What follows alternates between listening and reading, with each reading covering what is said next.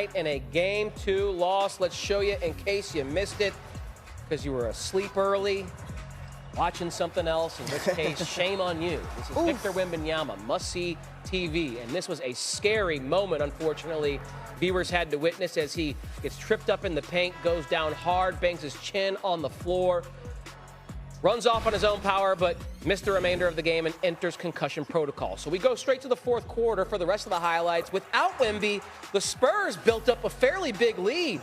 This, Luke Cornett, filling in for Wemby, flush and one, had San Antonio up 14 in the fourth quarter, but the Blazers would not back down. Scoot Henderson had a career night, gets in the lane and gets that layup to go, then hits this triple to cut the Blazers deficit to just one. He had 31 in the game. Next Blazers possession, Robert Williams misses a three just right because it misses everything and ends up in the hands of Drew Holiday for an easy finish. Blazers grab the lead 102-101. Denny Avdia, under 20 to go, throws the lob to the Time Lord, who flushes that. The stare down after the finish, the bench loving it. Blazers up by 3. 5 seconds left. Spurs trying to tie. Vassell off balance triple does not go. Spurs fall short. Blazers win by 3 and even this series. After the game, all inquiries on Wemby's status. All right, NBA analyst Kendrick Perkins joining us now to dive into this a little further. It remains to be seen, Perk, if Wemby will be available for Game 3 on Friday night in Portland. What do the Spurs do if the unanimous Defensive Player of the Year cannot go? Effectively, and I got to look at one of the vets on the team, a guy that's, a former All-NBA player, De'Aaron Fox, to elevate his game even more, right? When you think about what they're going to need offensively, defensively, I think they're going to be fine, but they're not going to be great. Obviously, Wemby, the Defensive Player of the Year, but they're going to have to be able to score the ball. The one thing that you got to give the Portland Trail Blazers credit for is that they're a team that play extremely hard, they're extremely sound. They got great leadership under Tiago Splitter and Drew Holiday. So I'm looking at a guy like De'Aaron Fox, especially going on the road in an underrated environment in Portland that has a pretty outstanding fan base, to help them elevate and be able to put the ball in the bucket and also facilitate and get others involved. All right, we'll see what the concussion protocol says about Wemby. His next opportunity to play Friday, Game 3 in Portland. Game 4 would be Sunday afternoon in Portland. Perk, hang tight. All right, let's stay out west. Rockets taking on the Lakers. Kevin Durant returns after missing injury. No Luka Doncic, no Austin Reeves in this one. First quarter, KD pulls up for 3.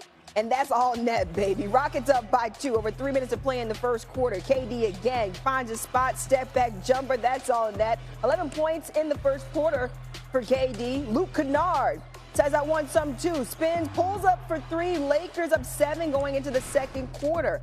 So let's take it to the second quarter.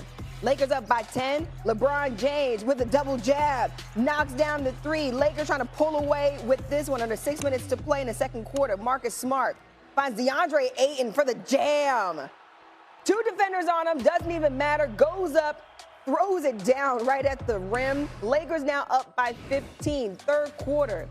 LeBron blows past KD for the nasty reverse dunk. Do him like that, This LeBron. is just vintage LeBron James at this point. 41 doesn't even matter.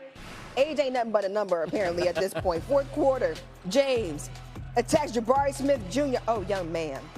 22 years old, you're going to learn today. That's what the old people say. You're going to learn today. Under 3 minutes in the fourth, Marcus Smart knocks down the 3 in the corner. Smart with 25 points in this matchup. Luka Doncic just loving it. Smart threads the needle, finds James for the dagger dunk. James finished with 28 points. Lakers go on to win it 101-94 and lead the series 2-0. LeBron not new to this, but true to this. I live for this moment. I live for the postseason. I've been doing this since I was 21. I think my first postseason game was 21. So 20 years. I know I missed it a couple of times, but from that moment at 21, that first game, I made my mark. And for 20 years, I've been thinking about the postseason. So I don't shy away from it. Kendrick Perkins back here with us on SportsCenter and Perk. What stands out to you about how the Lakers are playing right now? Up 2-0 in this series. No Luka Doncic and no Austin Reeves.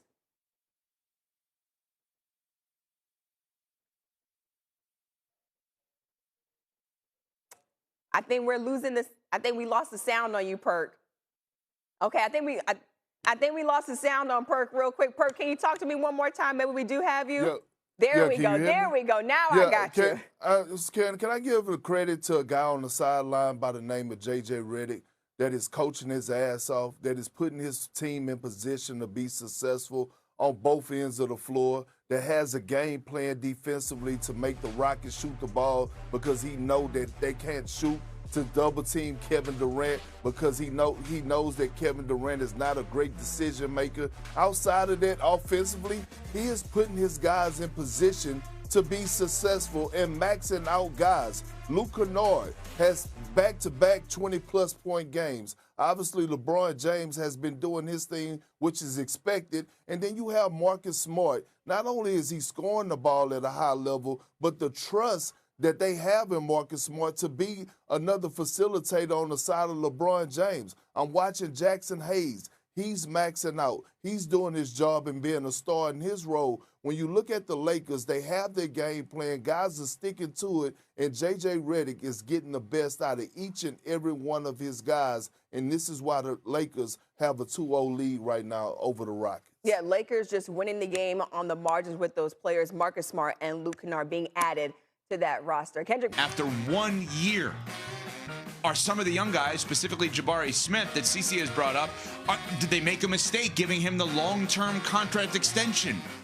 The Houston Rockets, Ime Udoka, we know he's an awesome coach. We also know he has a level of intensity that could rub players the wrong way at times. The Houston Rockets are on the verge of maybe being an even bigger hot mess. So this is a preemptive strike. I don't think they're coming back in the series. I have them number 4 hot mess list. So what's the major move that Houston has to make? You start with Giannis. You start with, can we get him? We have 1 million picks. We have young players that another team may say, I know Jabari Smith didn't work out for you. We'll take him. And then you keep Durant because you want Durant next to Giannis, and you want Fred VanVleet there, and then you're going to go veterans. So all the young and the rebuilding and the picks, all to get you 2 Hall of Famers, obviously, but the direct. So basically, what they've done over the better part of the last decade is build up those young players in order to ship them off to bring over a star. Yes, what they've done over the last decade in this scenario would be, we're not building towards being Oklahoma City. We're building towards what we used to be. Go get James Harden. With better players. Dwight Howard, whatever. With better players. Yeah, sure. Yes. But it's not the build like San Antonio has, and it's not the build like Oklahoma City has. Sure, but if I'm going into next season with the big 3 of Giannis, KD, and Fred VanVleet, I'm good. I think I'm okay. I'm good. Absolutely. All right, number 3. Number 3. This may come as a surprise to people if you're not paying attention. The Portland Trailblazers. What? They won last night. They beat the Spurs. Wemby had this horrific injury. He's got a concussion. He's in concussion protocol. They're going home for games 3 and 4. They could win this series as a 7 seed. Here's the problem. Governorship, ownership of this team. Ramona Shelburne, our tremendous NBA reporter, put out a tweet last night that I would like to show on television. I'd like one Michelle Smallman to read the tweet. Remember, this is a team that is currently in the playoffs. Go ahead, Smalls. Trailblazers coach Thiago Splitter says he's trying to be a pro, quote, trying to be a pro, amid reports that new owner Tom Dundon has already begun speaking to candidates to replace him. They're in the playoffs. They may win this series. The owner of the team. I think the coach has done I think Thiago Splitter has done a great job. Great job. He's trying to get people to replace him. But wait, there's more. He's looking at every aspect of budget. That's okay. That's what an owner does, of any business. To do it in the playoffs as a sports owner is an odd time to do it. I know he just relatively recently took over the team. He's reportedly considering eliminating a mascot because they have 2 mascots. That's a cost. He doesn't let the two-way guys travel. They have a chartered plane. It's not like you're buying a ticket. I don't want to pay for their hotel room. I don't want to pay for the hotel rooms. I don't want to give them per diem. And supposedly, there are rumors and reports that he may not be looking for a coach that makes more than $1.5 million. Assistant coaches are going to make $1.5 million. Yeah. They're in the midst. Maybe he spent too much buying the team. I mean, Mike, no, but this is on Adam Silver. It's on Adam Silver. Why are you letting this guy in? Why is he an owner of the team? That's not on Adam Silver. That's on the other governors. Okay, that's fair, too. Because they approved it? Yeah, they Same concept, but maybe wrong way. They approved it, yeah. Nuno, am I Paid too missing much for the anything? team. That's why Nuno keeps referencing that the Blazers are taking Wait, this guy wants to buy the team for what? Oh, yeah, let him into the league. That's going to make all of us a lot of money. He's been trying to make the money back by cutting costs. Nuno makes the jokes that the It's like Major League. I know. It's like the movie Major really League. is. And they may It really win. is. Nuno's reporting that they are taking a Greyhound from San Antonio to Portland. Are there any other moments, Nuno, or reports, around the Blazers now that would add to this hot mess that you have found? No, I think that's it right now. Their team charter is a prop plane. Actually, hold on. It was. There's another one? No, well, it was in terms of the actual head coaching thing. Apparently, allegedly, they tried to reach out to Michael Malone about his interest in the job, and he wouldn't even obviously take the calls because A, the job wasn't open, and B, they want to pay him half than what UNC's paying Michael Malone. So yeah, that was never going to happen with him. It's Michael Malone. Thank you, Rich. Michael Malone got good sense. Michael Malone. All right, number 2 hot mess. Number 2. Well, Chicago Bulls. Yeah. I think that's a pretty obvious one. Billy Donovan announced yesterday that he is going to leave the organization. When multiple people are out there congratulating Billy D for quitting a job, you know that something's wrong with the organization. And I get it makes sense for the Bulls to be able to start from scratch.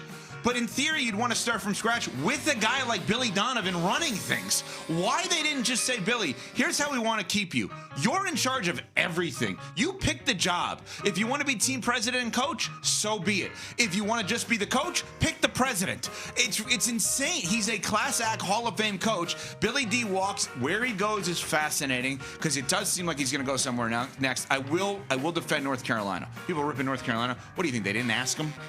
He obviously said no to North Carolina. He's not. They're like, oh, we never thought to ask him about the head coaching position. But the Chicago Bulls, complete mess. Damn, North Carolina got a note from Billy Donovan? It's crazy. Any thoughts on the Bulls? No.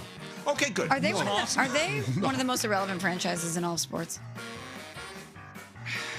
And Probably. think about the There's place that franchise holds historically and culturally in our sports ecosystem, and the fact that they are so bad and so irrelevant is shocking. Who's